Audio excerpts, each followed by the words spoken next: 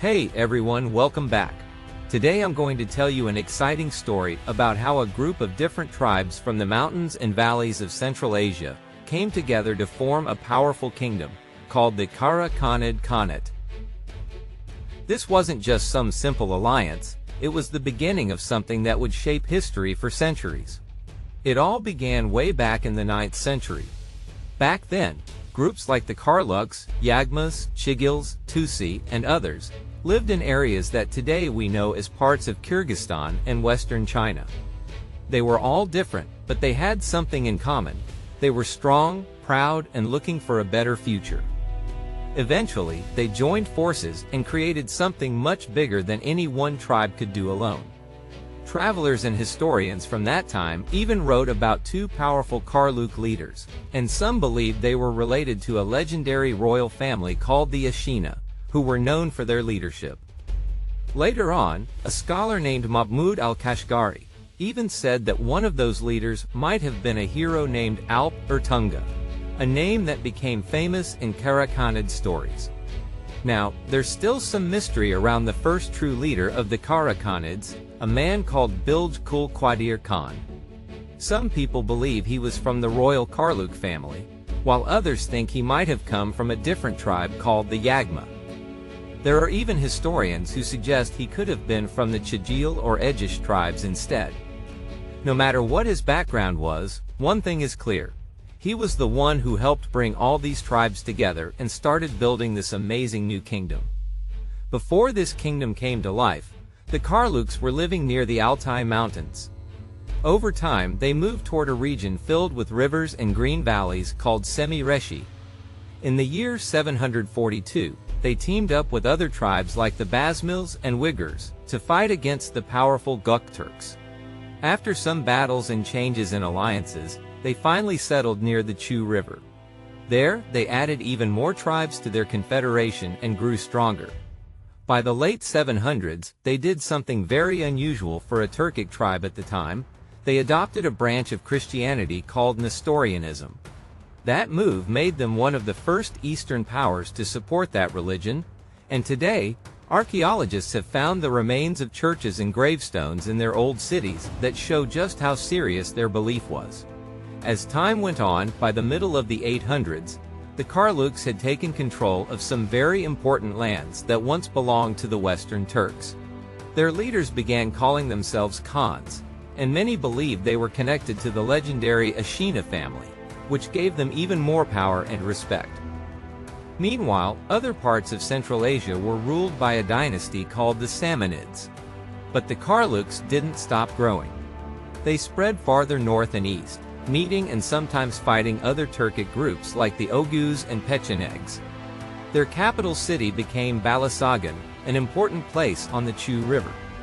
Even when the Salmonids attacked and took the nearby city of Taras, the Karluks stayed strong and didn't give up.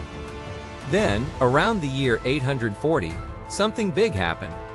The Karluk Confederation officially turned into a new kingdom, and that's when the Kara-Khanid Khanate was born. They brought together many different tribes and gave their leaders powerful titles. These titles often included animals, like Lion Khan and Camel Khan, because each tribe had animals they respected or saw as symbols of strength. The princes and leaders also had titles like Ilig and Tegin, and there was a special system where leaders could move up in rank over time. In the middle of the 900s, one of their rulers, Sultan Seljuk Bugro Khan, made a big decision. He became the first Kara-Khanid leader to convert to Islam. This was a huge turning point.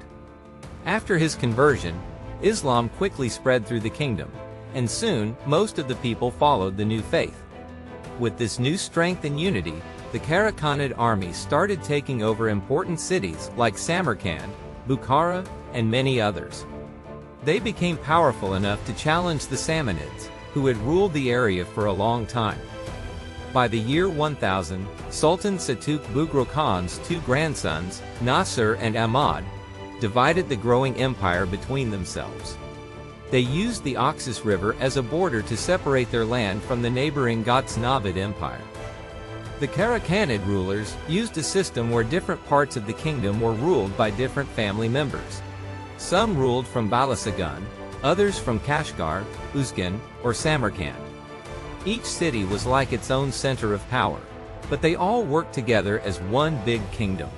And, in 934, after his conversion to Islam, Khan Abdul-Karim Satug Bugro took Kashgar and dedicated himself and his son to spreading Islam among the Turkic peoples.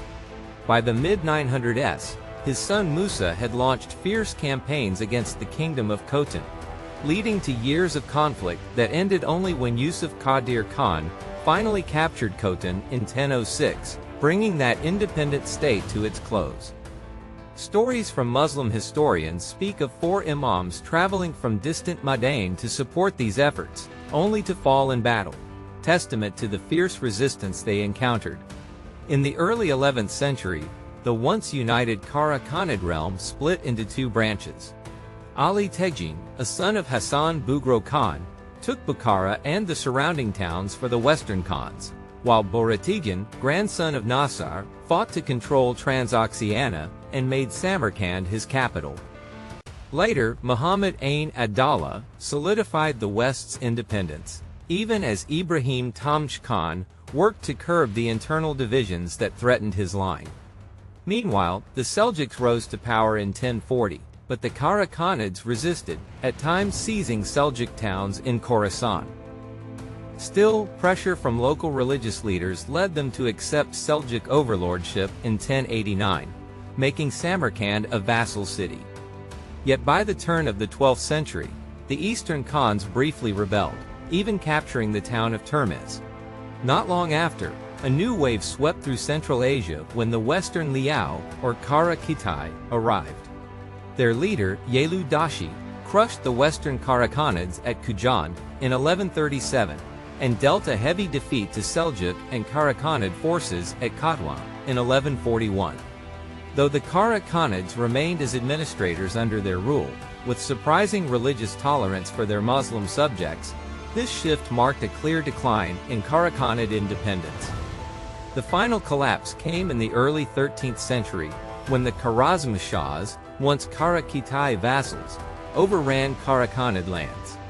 Revolts in Samarkand and Kashgar, shifting alliances, and the rise of Mongol power after 1218, all combined to sweep away the last Kara-Khanid princes. Yet their influence lived on in the language, art, and architecture of Central Asia. Under Kara-Khanid rule, Turkic gradually became the everyday language in cities like Samarkand and Kashgar, even as Persian court customs shaped royal ceremonies. Mahmud al-Kashgari wrote the first great Turkic dictionary, and Yusuf Balasahuni composed Kutadgu Bilig, a guide for princes, both blending Turkic heart with Persian and Islamic ideas.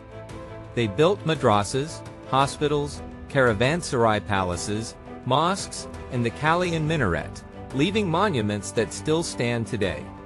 Even their translation of the Quran into Turkic survives in a few precious manuscripts, a final reminder of how their world bridged cultures and faiths.